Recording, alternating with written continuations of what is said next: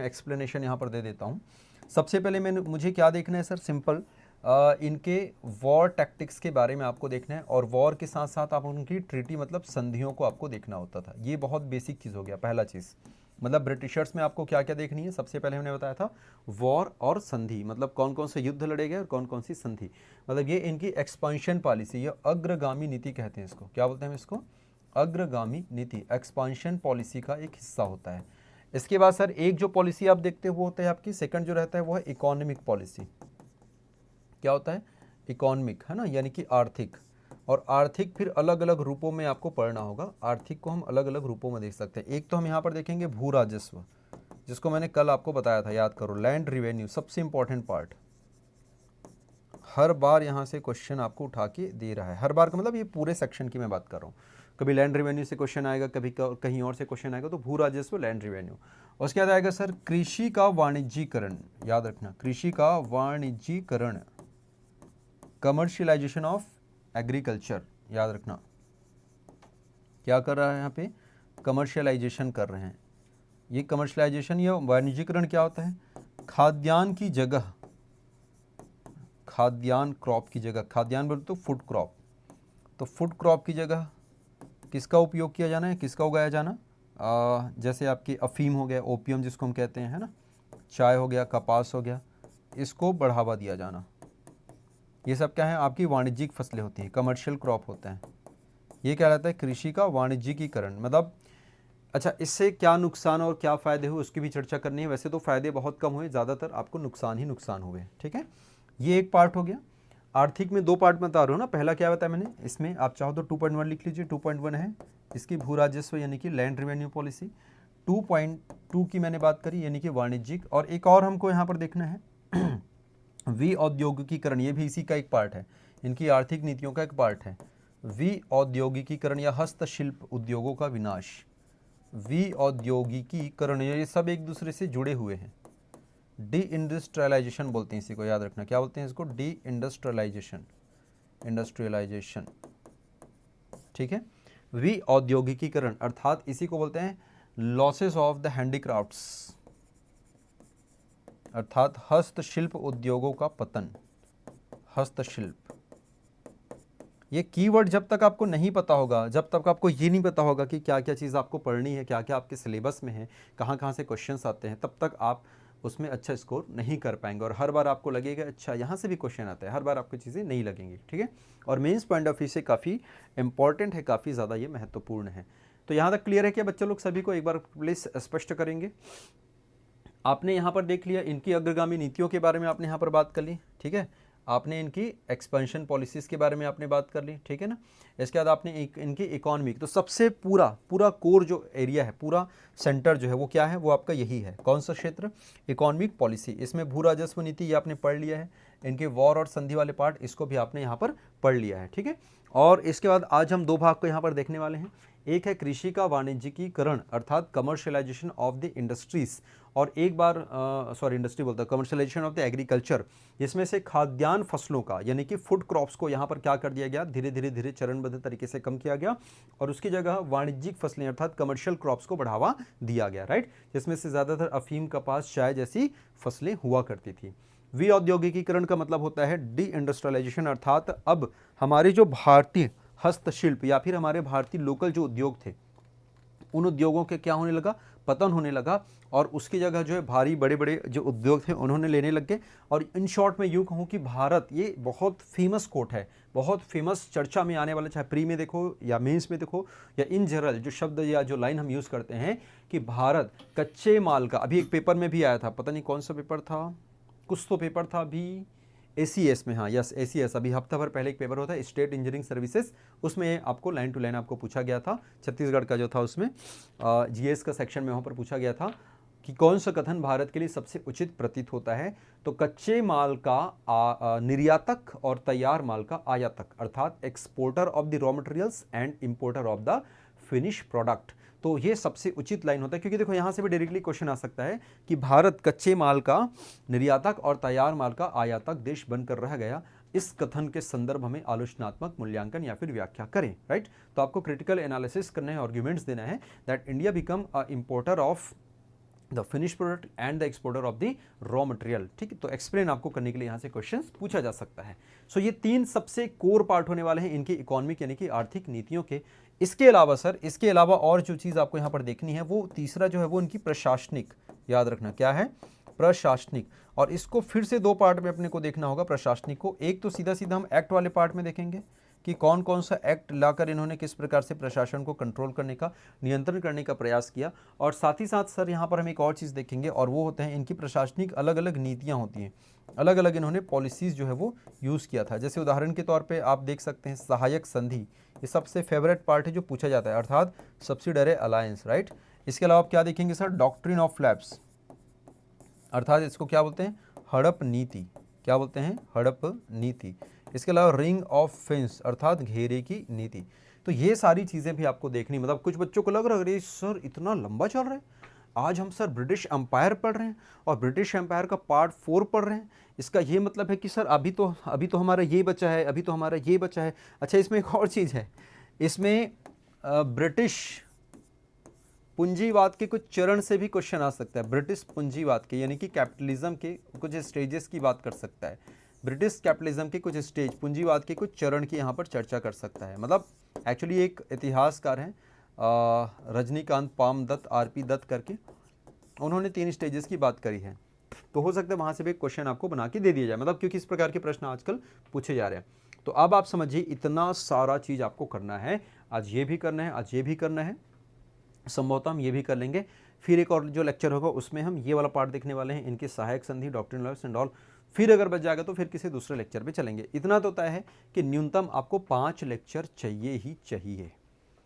अब आप बताओ जैसे आप में से बहुत सारे स्टूडेंट्स हैं जो पहले भी और कहीं ना कहीं पढ़ चुके हैं, मतलब पढ़े होंगे आई गेस, ऑब्वियस सी बात है, या सेल्फ स्टडी किए होंगे। तो अब आप ये बताइए क्या इतने डिटेल स्तर पर या इस तरह से आपने फिल्टर करके इन चीज़ों को पहले कभी पढ़ा था, या आपके माइंड में ये चीज़ें आई थी कि नहीं आई थी। Filtration is very important. क्या इस प्रकार का बाइफर्गेशन, क्या इस प्रकार के डायमेंशंस, क्योंकि इसी को बोला जाता है मल्टी डायमेंशन। आजकल अगर आपको स्कोर करना है तो आपको इस प्रकार से मल्टी डायमेंशन और आपके दिमाग में जो 1700 चीज़ें हैं वो चलनी चाहिए। Proper bifurcation, proper sequence is very important, और इसीलिए मैं इतने लंबे और डिटेलिंग क्लासेस यहाँ पर ले रहा हूँ। तो ऑलमोस्ट आप ये समझिए कि यहाँ पर 25 लेक्चर अभी चल रहे हैं, 26, 27, आराम से 30 प्लस जाने वाले हैं ये जो लेक्चर्स होंगे, सिर्फ answer writing for the Indian history. Prelims में आपने लगभग 60-65 पढ़े, मतलब ऑलमोस्ट आपने 100 लेक्चर्स कवर करने होंगे for the good score in this section. ठीक है, चलिए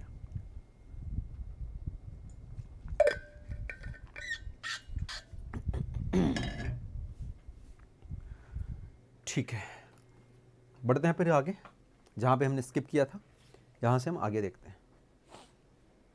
नेक्स्ट अपन कहाँ पर थे, वी वर हियर ऑलमोस्ट। ये प्रणाली आपकी हो चुकी थी और यहाँ से हमको आगे करना था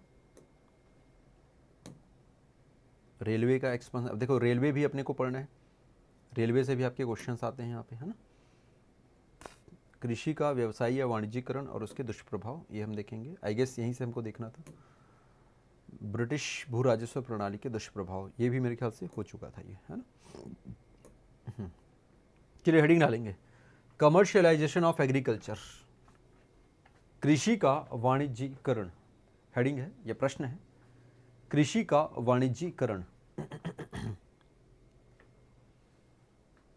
अर्थ और दुष्प्रभाव, मीनिंग एंड इफेक्ट्स, कृषि का वाणिज्यीकरण।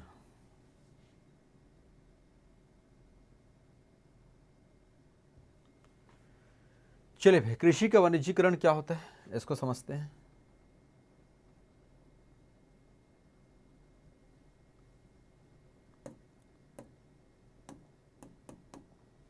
जैसे हमने अभी थोड़ी देर पहले आपको बताया, इसका मतलब ये हो रहा है कि अब हम खाद्यान्न वस्तुओं का उत्पादन न करके हम उन वस्तुओं का उत्पादन अधिक करेंगे जो बाजार में एज अ प्रोडक्ट बेची जा सके। आप ज्योग्राफी में पढ़ते हो, 2 प्रकार के हमारे पास क्रॉप होते हैं, एक होता है फूड क्रॉप, एक होता है कमर्शियल क्रॉप। फूड क्रॉप का मतलब होता है खाद्यान्न वस्तु जैसे कि दाल, चावल, गेहूँ इत्यादि।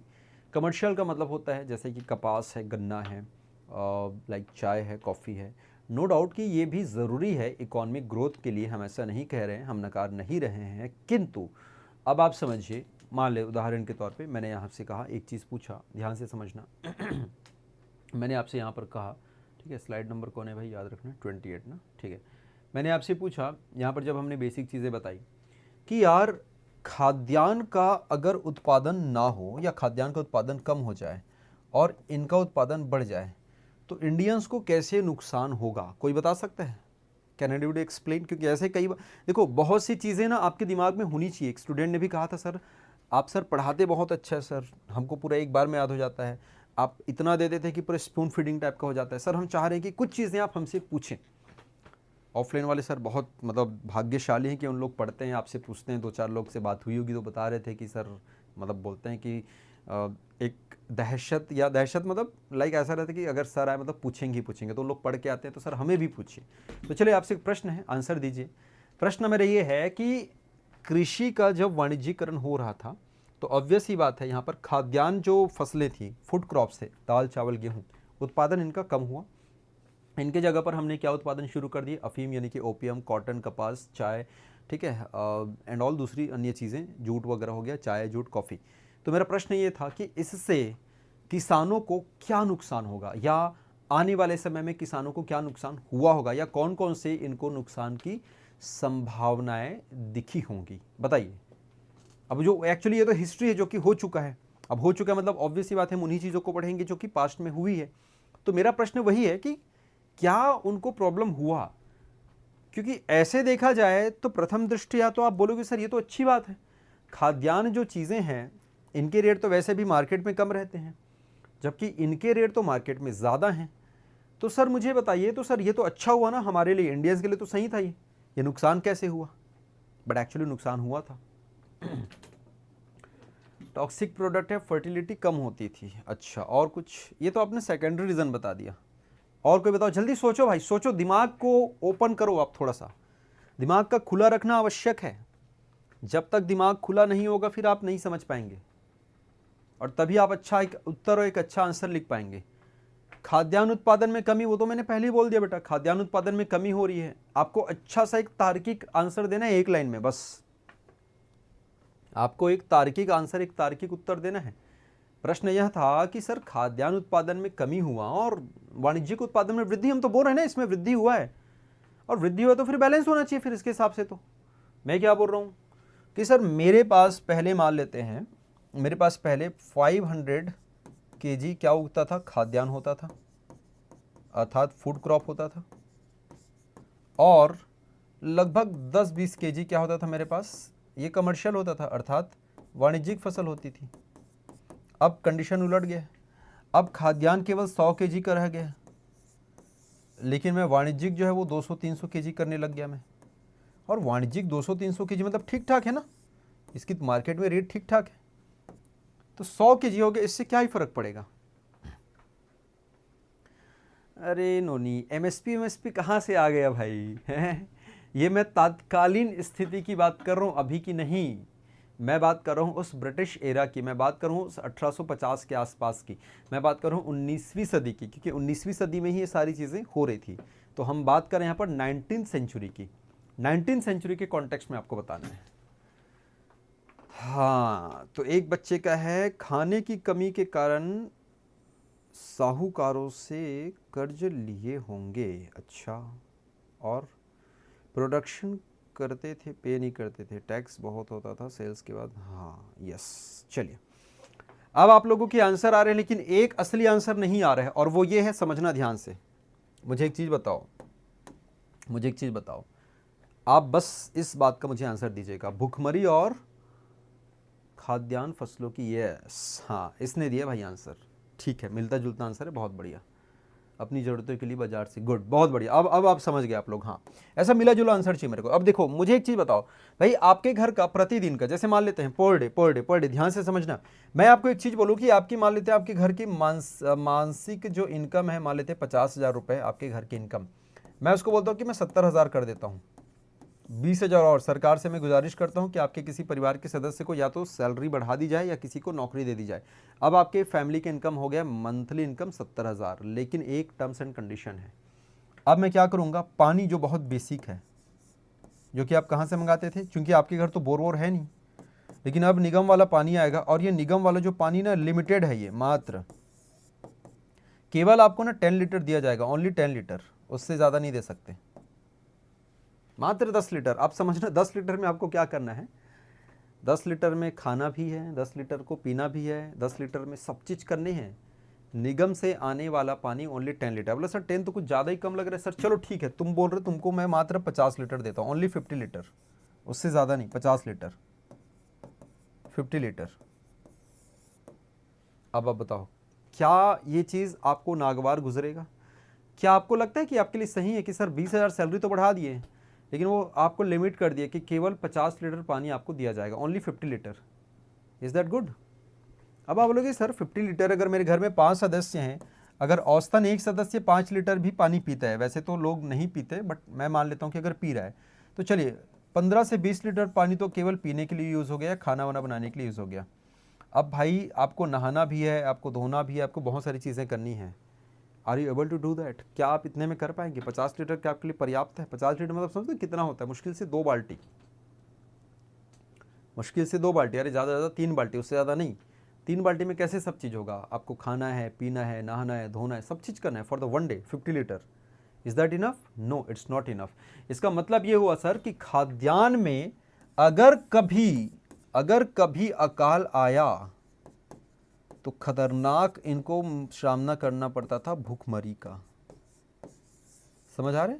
मतलब जब जब फमाइन आया तो लोग हंगर के कारण मरने लगे, और ये इनके लिए काफ़ी ज़्यादा हार्मफुल था। क्लियर?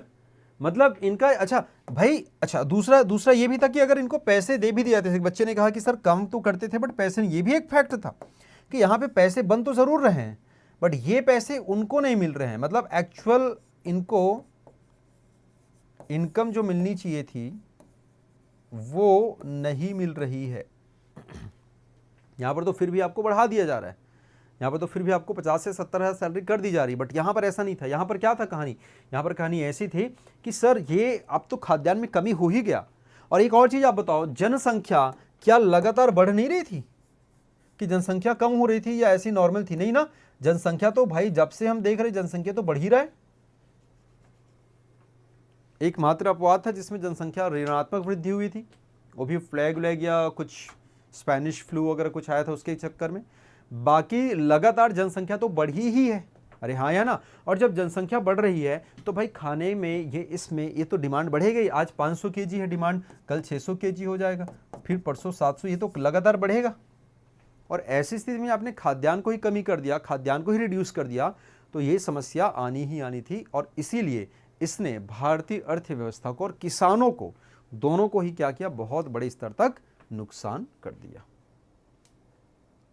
समझ आ गया? तो ये एक बहुत बड़ा क्या था यहां पर प्रॉब्लम था। That's it. अच्छा दूसरा, इन लोग इतने सारे खाद्यान्न को इकट्ठे कर लेते थे और कहां पर रखते थे?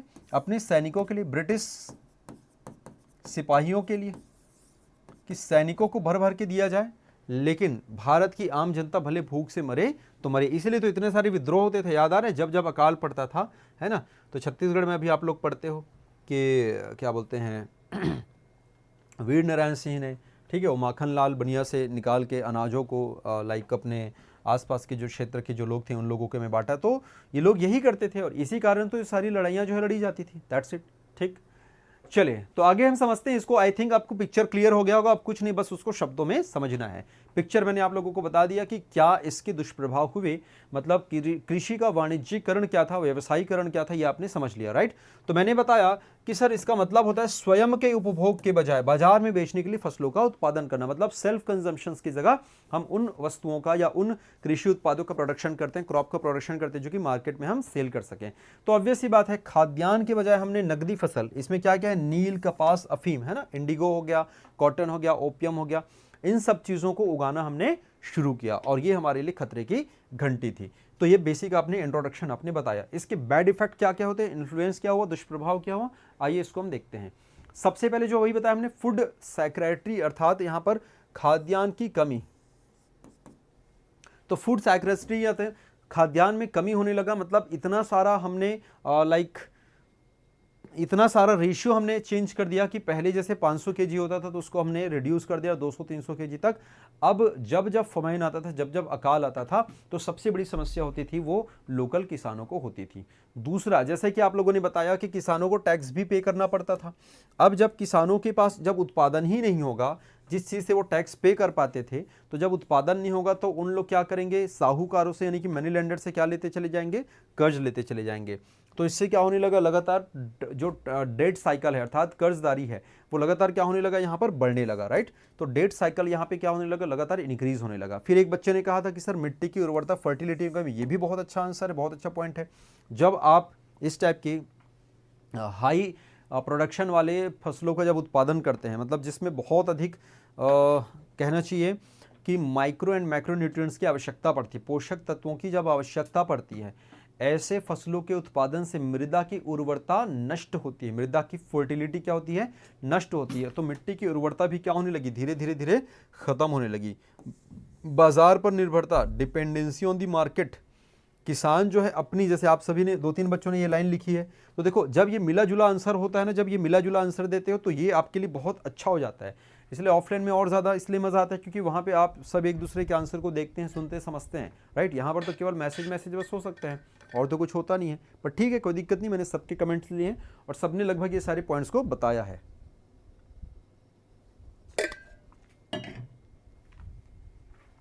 That's it. तो किसान जो है अपनी ज़रूरतों के लिए किस पर डिपेंड होने लग गए, बाजार पर निर्भर हो गए। अंतर्राष्ट्रीय जो कीमतें थी यानी कि इंटरनेशनल जो मार्केट की जो कीमतें थी वहाँ पर भी क्या चीज़ें होने लगी, गिरने लगी। अब सर ये कौन सी लाइन है, इसको ध्यान से समझना। ये शॉर्ट में हमने बताया ज़रूर है, बट ये बहुत डिटेलिंग पॉइंट है एक्चुअली। एनसीईआरटी पढ़िएगा तो वहाँ पर बहुत पिक डिटेलिंग करेगी इस पर्टिकुलर पॉइंट की। मतलब हो सकता है यहाँ से भी एक और प्रश्न आ जाए। ये आपके आयोग की खासियत है, ये इस एग्ज़ाम की खासियत है और इस एग्ज़ाम की डिमांड है, वो पॉइंट पे पॉइंट, पॉइंट पे पॉइंट और पॉइंट पे क्वेश्चंस बनाने की क्षमता रखता है। अब जैसे मान लेते हैं ये लाइन, क्योंकि देखो बाकी लाइन तो बड़े आसानी से समझ आ रहा है, मेरे ख्याल से इस लाइन में कोई दिक्कत नहीं है, इस लाइन में भी कोई दिक्कत नहीं, बहुत कॉमन लाइन है, इस लाइन में भी कोई दिक्कत नहीं है, लेकिन मुझे ऐसा लगता है कि इस लाइन को एक्सप्लेन करने की ज़रूरत है। एम आई राइट? अरे हाँ या ना, या तुम लोग कर लोगे, तुम लोग बताओ भाई। इसलिए मैंने पहले डे 1 में भी कहा था कुछ ऐसी चीज़ें जो बहुत आसान है, जो बहुत ईजी, मैं उसको ज़्यादा एक्सप्लेन नहीं करूँगा। इतने बार तो पढ़ चुके हैं इसको कि जब क्या बोलते हैं कर्जदारी होता है तो फिर जो जितने भी आपके मनी लेंडर्स होते हैं उन लोग फ़ायदे में रहते हैं और हमारे जो किसान भाई साहब हैं वो सब क्या हो जाते हैं, उन लोग को ज़बरदस्ती नुकसान झेलना पड़ता है, उन लोग को ज़बरदस्ती उनके साथ लूट होता है, एक्सप्लॉइट करते हैं। दूसरा मैंने बता दिया था कि उपजाऊ, ये मतलब ये तो बेसिक ज्योग्राफी का क्वेश्चन है। बेसिक ज्योग्राफी में क्या पढ़ते हो आप, जब बहुत अधिक हाई यील्ड वाले प्रोडक्शन का जब उत्पादन किया जाता है, अधिक उत्पादन वाले फसलों का जब हम उत्पादन लेते हैं तो ऐसी स्थिति में मृदा की उर्वरता यानी कि फर्टिलिटी लॉस हो जाती है, नष्ट हो जाती है। अब ये जो पॉइंट है ये थोड़ा सा यूनिक है, ये भी चलो ठीक है, किसान अपनी ज़रूरतों के लिए बाजार पे निर्भर होने लग गया है ना, they depend on the market for their basic needs now. But the question is that कि सर ये अंतरराष्ट्रीय कीमतों में गिरावट, ये क्या कहना चाह रहे हैं, ये किस चीज़ की बात कर रहा है, तो समझना, this is very important point. It is just talking about, समझिएगा 1960s, सॉरी 19 बोलता हूँ 1860s, 1860। तो याद रखना भाई 1860 के आसपास, चूंकि अमेरिका में क्या चल रहा था, क्रांति, अमेरिकी क्रांति, अमेरिकन रिवॉल्यूशन। 1860 में क्या हो रहा था, अमेरिका में क्रांति चल रही थी। बोले सर अपन तो इंडियन हिस्ट्री पढ़ रहे हैं, इससे अमेरिका का क्या लेना देना, अमेरिका का लेना देना है आपके उत्तर में। देखो ये बड़े प्रश्न जब आएंगे तब वहां पर करिएगा, छोटे क्वेश्चंस की आवश्यकता नहीं है, राइट। या उस बिंदु को मैं पर्टिकुलर इस पॉइंट को मैं एक्सप्लेन कर रहा हूँ, कौन सा पॉइंट को, ये वाला पॉइंट को, राइट, अंतरराष्ट्रीय कीमत वालों को। तो मैंने क्या कहा कि जब अमेरिकी क्रांति हुई, अमेरिकन रिवॉल्यूशन हुआ तो यहाँ पे क्या हो रहा था कि मार्केट जो है एक्चुअली वहाँ पे कोलैप्स होने लगा, क्योंकि जो मेन कपास का प्रोडक्शन करता था अमेरिका, जो कॉटन का प्रोडक्शन होता था, अब आप समझना अमेरिका यहाँ पर है, इधर कौन है, इंग्लैंड या यूरोप है, और इधर कौन है, इधर इंडिया है। ध्यान से समझना इस कहानी को। तो 60 के दशक तक ऐसा कुछ हो रहा था कि अमेरिका में क्रांति वगैरह होती है, रिवॉल्यूशन होता है, तो यहाँ से कपास का, पूरी दुनिया के कपास का, इनके यूज़ के कपास का लगभग 3/4 हिस्सा, 3/4 का मतलब 70 to 75% हिस्सा कहाँ से आता था, अमेरिका से आता था। अब यहाँ पे प्रोडक्शन क्या हो गया, ठप हो गया, कारण क्योंकि यहाँ पे रिवॉल्यूशन शुरू हो चुका था, स्वतंत्रता संग्राम जो भी बोलो वट एवर। अब ये सारा का सारा कपास कहाँ से आने लगा, इंडिया से आने लगा। और मतलब एक्चुअली इन लोगों ने इसलिए शुरू किया ना इंडिया में बोले कि भाई देखो हमको कपास की आवश्यकता है, और इंडिया जो है एक बहुत अच्छा देश है। वैसे भी शुरू से हम पढ़ते आ रहे हैं कि भारत में अभी भी और पहले भी था, आपने सिंधु घाटी सभ्यता में भी पढ़ा होगा, याद करो, कपास का उपयोग, और इन लोगों को मेलुहा करके पुकारा जाता था। मेसोपोटामियन जो लोग हैं क्या बोलते थे, मेलुहा, याद आ रहा है। तो कपास का उत्पादन तो हम शुरू से करते आ रहे हैं, कॉटन हम पहले से पहनते आ रहे हैं, खादी हम पहले से यूज़ करते आ रहे हैं, तो हमारी पुरानी सभ्यता रही है। ब्रिटिशर्स को लगा भाई इंडिया तो कॉटन का सरप्लस प्रोडक्शन कर सकते हैं, भर भर के कॉटन हम यहाँ से उत्पादन करते हैं और यहाँ से हम ब्रिटेन लेके जाएंगे, वहाँ से कपड़े बनाएंगे। तो शुरुआत में तो सब चीज़ सही चल रहा था, यहाँ से बढ़िया सा जाता था और इन लोगों को ठीक ठाक रेट भी दिए जाते थे, तो कीमतें भी ठीक ठाक मिल रही थी, कोई प्रॉब्लम नहीं था। शुरुआत में तो कीमत इनको मिल रहा था, तो किसान शुरू में तो बल्ले बल्ले थे, फायदे में थे। बट जैसे ही यहाँ पर अमेरिकी क्रांति समाप्त होती है, सब चीज़ नॉर्मल होने लगता है। तो जब नॉर्मल होता है तो वापस से कपास कहाँ से लिया जाने लगता है, सेम इसी जगह से। अब आप चीज़ बताओ, आप लोगों को मतलब एक छोटे से एग्जांपल मैं आपको समझा रहा हूँ। देखो यार, आप सबसे पहले क्या चलाते थे, आप ना एक ठेला चलाते थे, या चलो आप एक शॉप चलाते थे। कौन सी शॉप चलाते थे, आपके पास एक दुकान थी जिसमें किराने की एक दुकान थी। ध्यान से समझना, किसकी दुकान थी, किराने की एक दुकान थी। अब कहा गया कि यार आप किराना की दुकान मत चलाइए, कारण क्योंकि ये जो है उतना ज़्यादा चलेगा नहीं, एंड आप जो है कुछ दूसरा चीज़ करिए। दूसरा चीज़ में क्या आपको बोल दिया गया कि आप एक काम करिए, आप जूते की दुकान चलाइए। आप किसकी दुकान चलाइए, जूते की। क्यों, क्योंकि ना फलाने वहाँ जूते वाली जो दुकान है ना, वो भट्टा बैठ गया और लोगों को बहुत डिमांड है, लोगों को जूता चाहिए, रोज़ नए नए स्कूल्स खुल रहे हैं, ये हो रहा है वो रहा है। तो आपने अपनी किराने की दुकान क्या कर दी, आपने बंद कर दी, और आपने उसकी जगह कौन सी दुकान शुरू कर दी, जूते की दुकान, यानी कि शूज़ दुकान। ठीक, अब आप समझना, आपने किराने की दुकान बंद कर दी है और आपने जूते की दुकान शुरू करी। आपका दुकान क्या कहाँ से कहाँ चला गया। लेकिन पता चलता है ऑल ऑफ सडन वो व्यक्ति जो पहले जूते की दुकान चलाता था, जो अभी जेल वेल चला गया था, कुछ कारणों से बंद कर दिया था, अब उसने फिर से शुरू कर दिया है और वो आपसे सस्ते रेटों में बेच रहा है, और इतना बड़ा है उसका दुकान, इतना बड़ा है कि आप उसको ज़िंदगी भर कभी कॉम्पिटिट कर ही नहीं पाएंगे। मेरी बात समझ आ रही, क्या बोल रहा हूँ मैं, ध्यान से समझना। पहले आप क्या दुकान चलाते थे, किराने की दुकान, ठीक है, किराने की दुकान। फिर कोई आके बोलता है भाई किराने की दुकान में क्या रखा है, ये तो तुम जिंदगी भर रह जाओगे, ऐसी कैसी रहोगे, तुम कभी ग्रो नहीं कर पाओगे। तुम्हारा घर जो है ना एक मंजिला रहेगा, तुमको डबल तिबल मंजिला बनाना है, BMW में घूमने, तो तुम जूते की दुकान शुरू करो, जूते बेचने शुरू करो। आपने जूते बेचे भी, आपने इतना बड़ा बिल्डिंग बना भी लिया, आपने 2-4 कारें खरीद भी ली, लेकिन ये केवल 10 साल के लिए था। अब जो कॉम्पिटिटर था ना वो वापस मैदान में आ गया, इवन इतना बड़ा लेकर आया, इतना बड़ा, इतना ह्यूज, इतना विशाल, जिसकी कोई कल्पना नहीं है। जैसे अगर मैं आपसे पूछूं डी मार्ट और विशाल मेगा मार्ट, तो कौन बड़ा है, आप लोग बताइए। डी मार्ट और विशाल मेगा मार्ट, तो क्या बोलोगे सर, ऑब्वियस सी बात है डी मार्ट।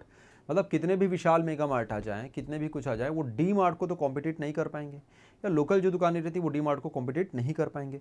ठीक है, वैसे ही यहाँ पर इन्होंने क्या करा, जूते की दुकानें वापस बहुत से रहेगी। अब ये आदमी क्या करे, अब ये अपना जूता तो कितना भी बना ले, कुछ भी कर ले, अब ये इसका जूता बिकने वाला नहीं है। अब ये वापस क्या करेगा, अब इसके पास एक ही विकल्प है, या तो पूरी जूते की दुकान को बंद करें और वापस क्या करे, फिर से किराने की दुकान शुरू करे। लेकिन जीरो से शुरू करेगा तो फिर इसके लिए बहुत ज़्यादा प्रॉब्लम हो जाएगा। सेम इंडियंस के साथ हुआ। अमेरिकी क्रांति जब ठप हो जाती है, मतलब बंद होती है, तो कपास वापस से कहाँ से मंगाने लगते हैं लोग, अमेरिका से मंगाने लगते हैं। और इंडियंस को बोलते हैं देख लो भाई, तुमको कपास का प्रोडक्शन करना है तो करो, और नहीं करना है तो देख लो, मतलब हम नहीं ले रहे हैं तुम्हारा कपास, और अगर तुमको बेचना ही है तो देख लो भाई, तुम हमारे हिसाब से लो, हमारे रेट से, क्योंकि हमको तो अमेरिका से वैसे ही मिल रहा है। बात समझ आ रही, हमको तो अमेरिका से वैसे, हमको जितना चाहिए हमको तो मिल जा रहा है, तो तुम्हारे कॉटन का हम क्या ही करेंगे। तो इस प्रकार इंडियन किसान जो मजबूरी में इस प्रकार की फसलों का उत्पादन कर रहे थे, अब अंतर्राष्ट्रीय कीमतें उनकी पूरी की पूरी डाउन हो गई और इसने इसकी कमर तोड़ दी। तो ये लाइन समझ आया बेटा, व्हाट डज इट मीन, इस लाइन का मतलब क्या। क्योंकि देखो अलग से प्रश्न आ सकता है कि किस प्रकार से या किन फसलों का अंतर्राष्ट्रीय कीमतों में गिरावट होने से भारत के किसानों को नुकसान हुआ, ऐसे क्वेश्चन आपको पूछा जा सकता है। तब आप ये जो कहानी, जो स्टोरी मैंने जो बताई है, उस स्टोरी को याद रखना। समझ आ गया क्या सभी को, ये सब एनसीईआरटी में मिलेगा, इसलिए कहता हूँ एनसीईआरटी पढ़ो भाई, और एक ही बार पढ़ने में बार बार एनसीईआरटी को पढ़ना है, रटना नहीं है। और जो बच्चा अगर पढ़ा होता तो शायद ये इस चीज़ का आंसर का, मैं भी कहीं से आकाश से आसमान से टपा के आंसर नहीं कर रहा हूँ, मैंने भी एनसीईआरटी को ही आधार मान के उसको आंसर आपसे किया है, मैंने उसका आंसर आपको बताया है। Is that clear. तो एनसीईआरटी को एक बार रीड करें आप, एक बार रीड करना है आपने, ठीक है क्या। चलो आगे बढ़ते हैं, नेक्स्ट अगली कहानी देखते हैं। ब्रिटिश शासन के दौरान भारतीय हस्तशिल्प और कपड़ा उद्योग का पतन, इसी को हमने बोला है डी इंडस्ट्रियलाइजेशन। इसी को हम क्या बोलते हैं, डी इंडस्ट्रियलाइजेशन, है ना, याद रखना। यानी कि यहाँ पर हमारा किस प्रकार से, ध्यान से समझिएगा, यहां पर किस प्रकार से भारतीय उद्योगों का पतन होने लगता है। ठीक है, चलो।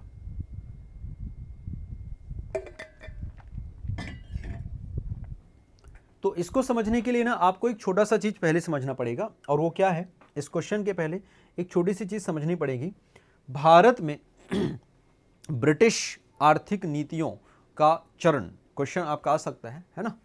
The different stages of British economic policy, different stages of British economic policy, different stages of British economic policy, आर्थिक नीतियों के विभिन्न चरण, ये चरणों की मैं बात करता हूं, आर्थिक नीतियों के विभिन्न चरण। तो एक्चुअली एक राइटर है बहुत बड़े जिसका नाम है रजनीश पाम दत्त, आरपी दत्त, इतिहासकार। इन्होंने व्याख्या की कि भाई हम इसको 3 स्टेज में बांट सकते हैं, स्टेज 1, स्टेज 2 और स्टेज 3। स्टेज 1 है जो कहता है कि 1765 से लेके 1833 तक। दूसरा स्टेज है 1833 से 1858 तक, और तीसरा स्टेज है 1858 से लेके अब तक, यानी कि अब तक बोले तो अब 1947, ऑब्वियस ही बात है 1947, भारत की आज़ादी तक, यानी जब तक अंग्रेज इंडिया में शासन किया करते थे।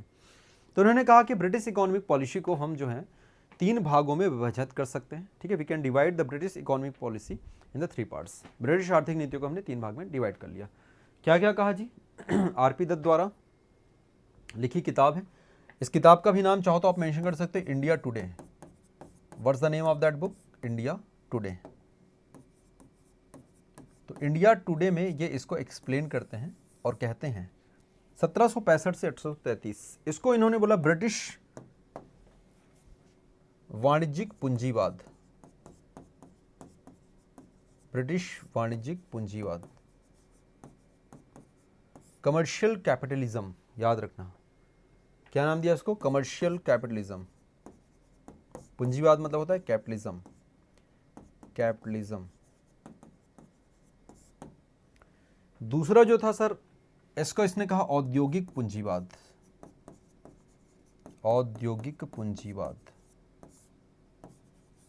बोले तो इंडस्ट्रियल कैपिटलिज्म।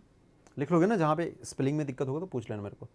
पहला था वाणिज्यिक पूंजीवाद अर्थात कमर्शियल कैपिटलिज्म, दूसरा था औद्योगिक पूंजीवाद अर्थात इंडस्ट्रियल कैपिटलिज्म, और लास्ट है आपका, इसको हम बोलेंगे वित्तीय पूंजीवाद, वित्तीय पूंजीवाद, फाइनेंशियल, फाइनेंशियल। अब तीनों में क्या हुआ था इसको समझिएगा, बहुत इंपॉर्टेंट है ये। तीनों में क्या हुआ था इसको आप समझिएगा, है ना। सबसे पहले मैंने क्या कहा, फर्स्ट ऑफ ऑल, अरे इसका यही समस्या है। चलिए कोई नहीं, मैं यहीं पर बता देता हूँ, फिर से लिख देता हूँ। क्या था भाई, हेडिंग क्या था? British economic policy. मेरे साथ लिखते चलना ना आप लोग। आर्थिक नीति,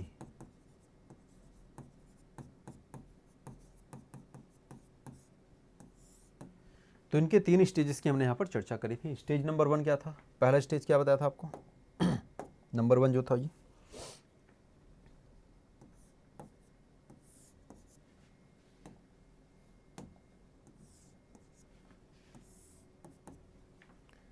इसको मैंने क्या कहा था? वाणिज्यिक, वाणिज्यिक पूंजीवाद। इसको मैंने क्या कहा था? औद्योगिक,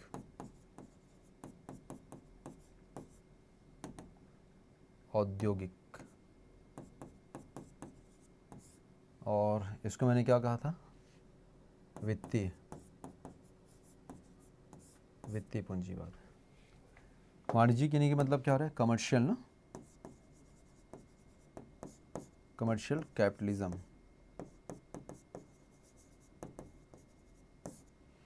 फिर औद्योगिक यानी कि हो जाएगा इंडस्ट्रियल, और उसके बाद क्या हो जाएगा आपका वित्तीय यानी कि फाइनेंशियल।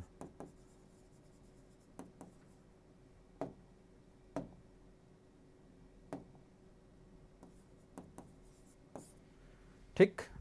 ये 3 स्टेजेस की हमने चर्चा करी। ये स्टेज कब से कब है भाई?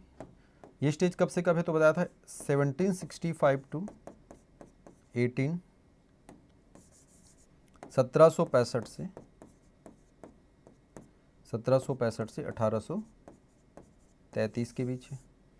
ये स्टेज कब है? 1833 से, या 1833 नहीं, 13 लेते हैं ना, 13 इज़ वेरी इंपॉर्टेंट। 1765 से 1813 करिए, और इसको 1813 रखिए।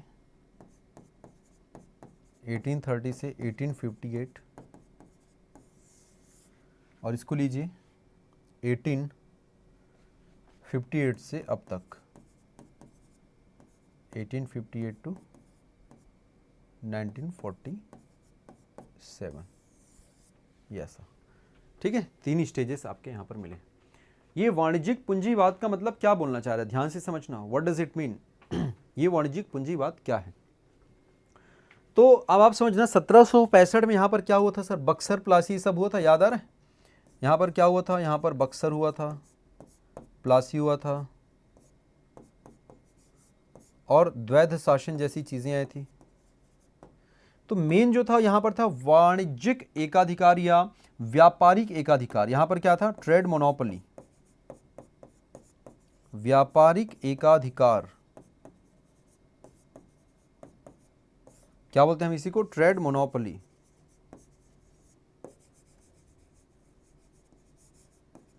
इन लोग क्या चाहते थे कि इनके कोई कॉम्पिटिटर ना हो, इसीलिए तो याद करो इसने पूरे क्षेत्र के लोगों को, ब्रिटिशर्स लोगों ने पूरे इंडिया पे लगभग कब्जा करना शुरू किया, साथ ही साथ अपने कॉम्पिटिटर को ही रास्ते से हटा दिया। तो ये था कि ये लोग चाहते थे कि पूरा का पूरा पैसा इन्हीं लोग इकट्ठा करें, और इस पैसे से रॉ मटेरियल खरीदें, और उसको सबसे महंगे दामों में कहाँ बेचें? ब्रिटेन में यानी कि यूरोप में बेचें। ये इनका प्रमुख तरीका था। तो ये एक पहला स्टेज था। दूसरा जो स्टेज था उसमें क्या हुआ था, याद करिए। 1813 में क्या करते हैं लोग? मुक्त व्यापार की नीति, याद आ रहा है? मुक्त व्यापार मतलब यहां पर क्या किया गया? Free trade. किनके लिए? किनके लिए भाई? अन्य ब्रिटिश कंपनी के लिए। यानी कि एकाधिकार को क्या किया गया? समाप्त किया गया। एकाधिकार को यहां पर क्या किया गया? समाप्त किया गया। मोनोपोली को यहां पर रोका गया, और कहा गया कि इंडिया जो है अब क्या बनेगा? केवल इंपोर्टर बन जाएगा। इंडिया क्या बनेगा आपका? इंपोर्टर। किसका? आयात माल का। आयातक देश बन गया, और कच्चे माल का निर्यातक देश बन गया। यही पढ़ा था ना, कच्चे माल का निर्यातक और तैयार माल का आयातक। ये कौन सा था आपका? औद्योगिक पूंजीवाद। वित्तीय पूंजीवाद में क्या किया गया? निवेश किया गया, बड़े बड़े निवेश किए गए, इन्वेस्टमेंट। किसमें किया गया बेटा? याद करो, रेलवेज में किया गया। ठीक है, इसके अलावा आपका अफीम पे किया गया, चाय पे किया गया, इन सब चीज़ों पे, है ना। बैंकिंग यहाँ पर व्यवस्था शुरू करी गई। तो इस प्रकार से ये अलग अलग चरण था जिसमें इंडिया को कंप्लीटली झकझोर के रख दिया गया। झकझोर का मतलब होता है कि इंडिया को कंप्लीटली डिवेस्टेड यहाँ पे कर दिया गया। ठीक है, अर्थात हमारी जो स्थिति है वो पहले से भी क्या हो गई? काफ़ी ज़्यादा कमज़ोर हो गई थी। यहाँ तक क्लियर? क्या इसको लिख डालो सभी फटाफट, इसको लिख लो भाई सभी फटाफट, और होने के बाद बता देना सर हो गया करके।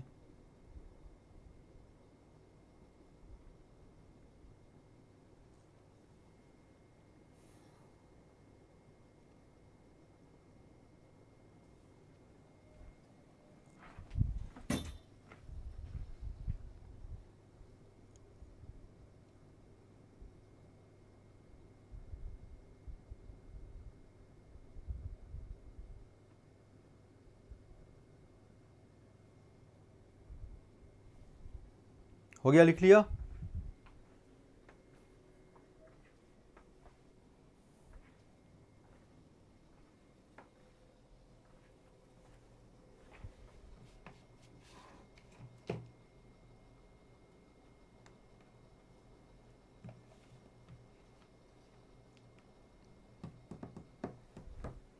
चलिए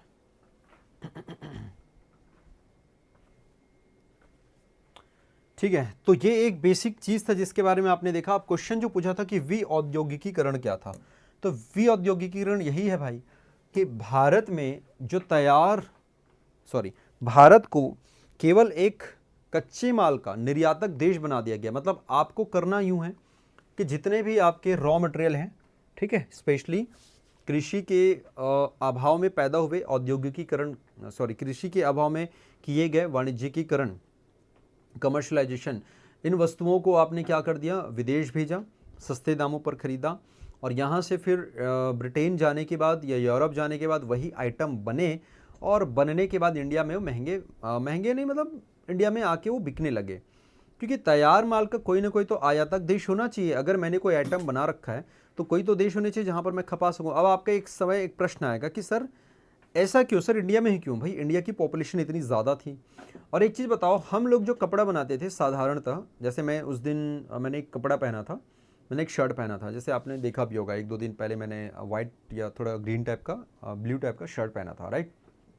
अब आपको यकीन नहीं होगा, प्योर कॉटन का शर्ट है, इतना प्यारा है, मतलब मेरा फेवरेट शर्ट है वो, बहुत अच्छा लगता है मुझे, ठीक है। और आप यकीन नहीं करोगे कितने का रहा होगा, जरा बताओ। शर्ट लगभग क्या लगता है आपको, प्योर कॉटन का है, पहनने में एकदम कंफर्ट है और एकदम मस्त फिटिंग है, कितने का होगा ज़रा सोचो, वो शर्ट कितने रुपए का होगा? मतलब आपको क्या लगता है, मतलब एक जनरल आइडिया पूछ रहा हूँ कि कितने का रहा होगा वो, एक जनरल आइडिया आपसे पूछ रहा हूँ मैं, कितने का रहा होगा,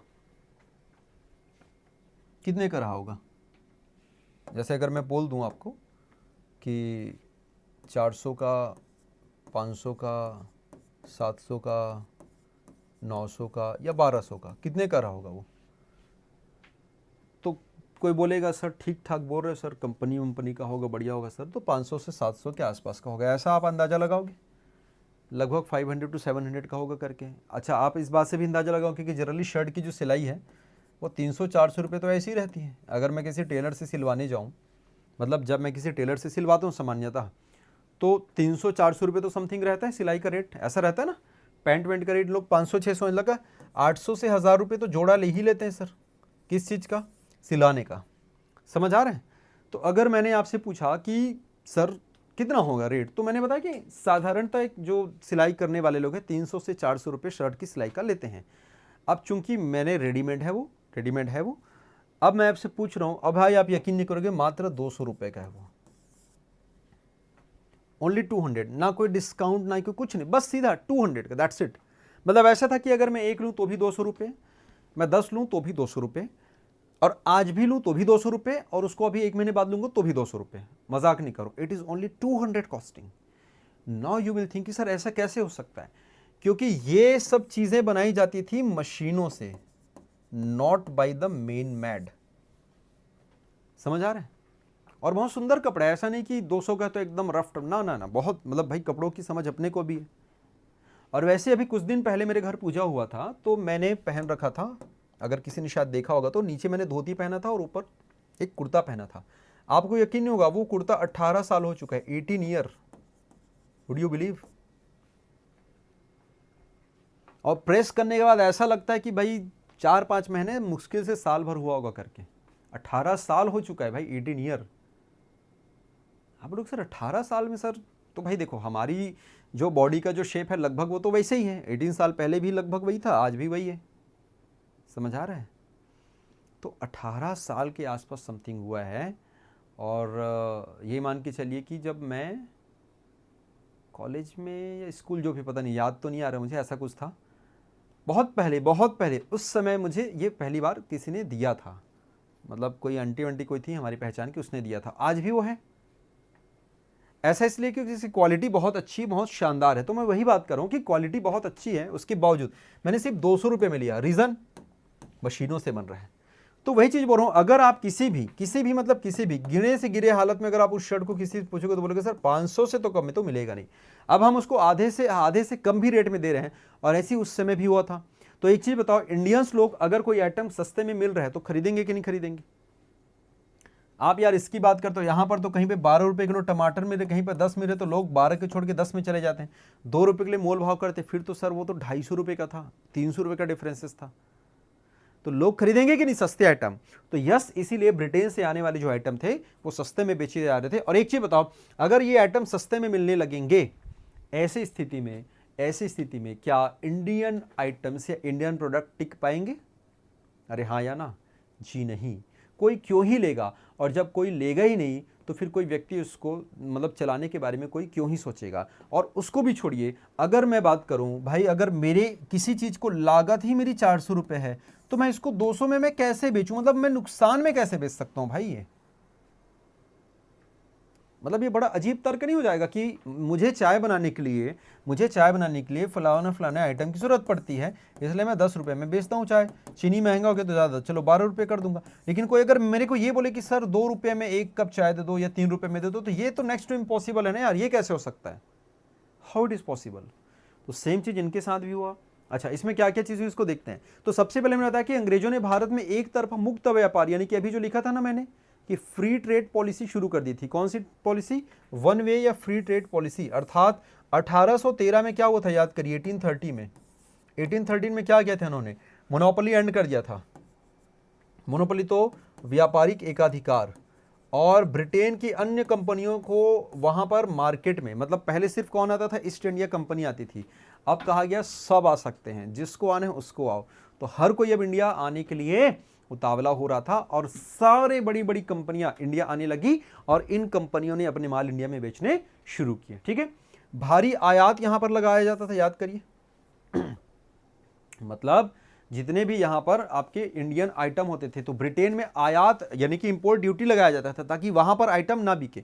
और यहां पर इंडिया में मतलब ब्रिटिश जो माल जो इंडिया में आते थे उनको बिना किसी टैरिफ के, अर्थात ब्रिटेन का कोई आइटम अगर इंडिया आ रहा है तो उस पर आप शुल्क मत लीजिए, उस पर टैरिफ मत लगाइए।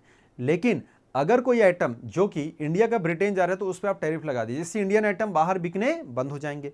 और जो भी आइटम बाहर से आ रहा है उस पर आप पैसा मत लगाएं, उस पर कम शुल्क लगे, तो वो आइटम अब इंडिया में ज्यादा बिकने लगेंगे। दूसरा मैंने बताया कि मशीनों से उत्पाद, अभी थोड़ी देर पहले बताया था, अगर कोई चीज मशीन से बन रहा है और एक उत्पाद जो है हाथ से यानी कि हस्तनिर्मित है, तो डेफिनेटली ऑब्वियस ही बात है, कपड़ा जो आप बना रहे थे, हाथ से बना रहे थे, उसमें वैसे भी उतनी फिनिशिंग थी नहीं।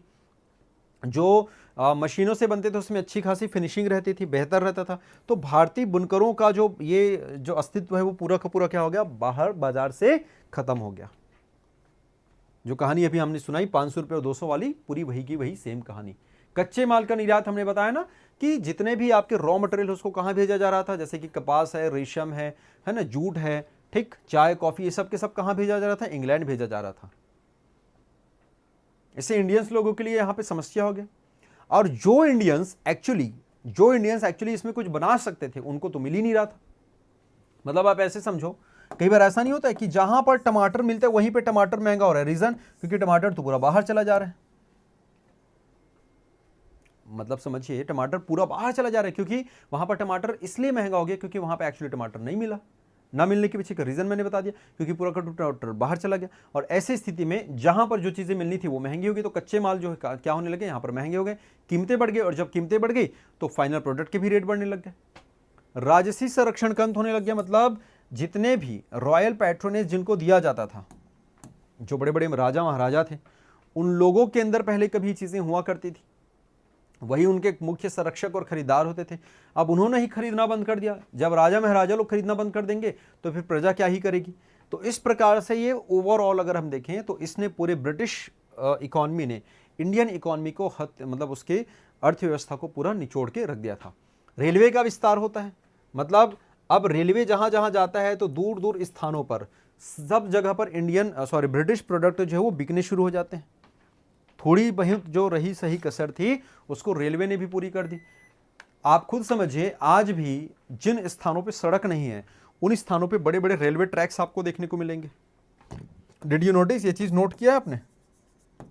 सड़क तो अभी बन रहे हैं लेकिन रेलवे उस समय बन चुके थे और रेलवे के लिए बहुत ज्यादा दिक्कत नहीं होती।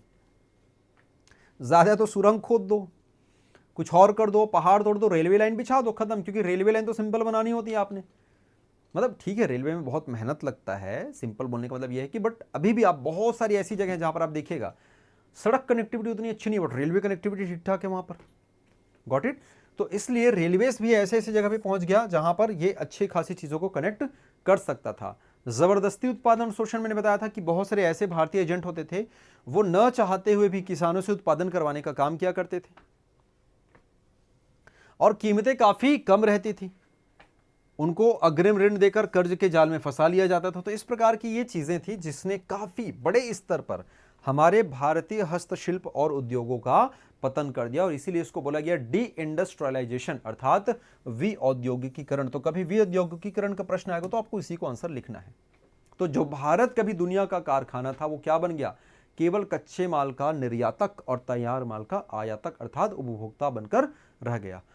बहुत सारे ऐसे लोग थे जो आर्टिशंस थे अर्थात कारीगर जो लोग हुआ करते थे, जो अपने आजीविका इसी के बेसिस पे चलाते थे, अब वो वापस लौटने लग गए कृषि कार्यों में, क्योंकि कृषि एक ऐसी चीज है जो कभी खत्म नहीं होने वाली।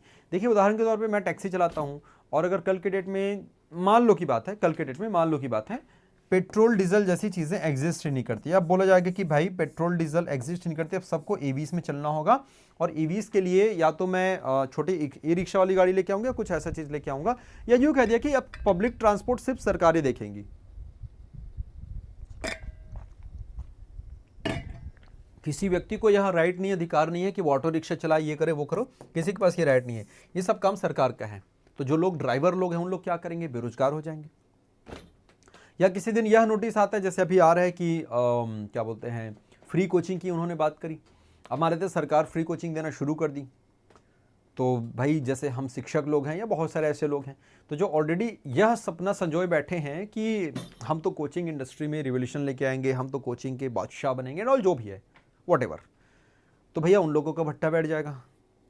एकदम फैक्ट है, कोई टीचर ये नहीं बोलेगा जो चीज़ मैं बोल रहा हूँ, इसलिए मैं जो सत्य है मैं उसी की बात करता हूँ, मैं एकदम फैक्ट है भाई, फैक्ट। तो अगर फ्री कोचिंग आएगा तो जितने भी कोचिंग ओनर हैं, इंक्लूडिंग मी, इंक्लूडिंग अस, भाई हमारा क्या होगा, हमको भी कुछ दूसरा चीज़ करना पड़ेगा। अरे हाँ या ना, समझ आ रहे हैं मेरी बात। तो उस प्रकार से ये जितने भी लोग थे, ये लोग अब वापस किधर लौटने लग गए, कृषि की ओर लौटने लग गए। अब कृषि में स्थिति वैसे भी खराब थी, पहले भी खराब थी, भूमि पर जनसंख्या का दबाव और बढ़ने लग गया, गरीबी और अकाल की स्थिति और पैदा होने लग गई। तो इसने पूर्णतः भारतीय अर्थव्यवस्था को पूरा दबाकर निचोड़कर खत्म करके रख दिया। तो इस पर कुछ टेक्स्ट भी है, कुछ कहा गया है, जैसे कार्ल मार्क्स का कथन है, ब्रिटिशों ने भारत को जो कभी विश्व का वस्त्र निर्माता हुआ करता था उसे विदेशी कपड़ों का उपभोक्ता बना के रख दिया। भारतीय बुनकरों की दुर्दशा पर विलियम बेंटिक लिखते हैं कि भारतीय मैदान कपास बुनकरों की हड्डियां से सफेद हो गई। कई बार ऐसे क्वेश्चंस आते हैं, टेक्स्ट आते हैं, तो इनको आपको याद रखना है, this is very important for you. ठीक है, चलिए तो आज के इस अध्याय को हम यहाँ पे समाप्त करते हैं। कल जब हम आएंगे तो कुछ फैक्ट्री एक्ट अधिनियम, vernacular press act and all, arms act, Curzon, Bentinck and Dalhousie and all, उन सब के बारे में कल पढ़ाई करेंगे। ठीक है, चलिए, thank you, take care, bye bye, जय हिंद।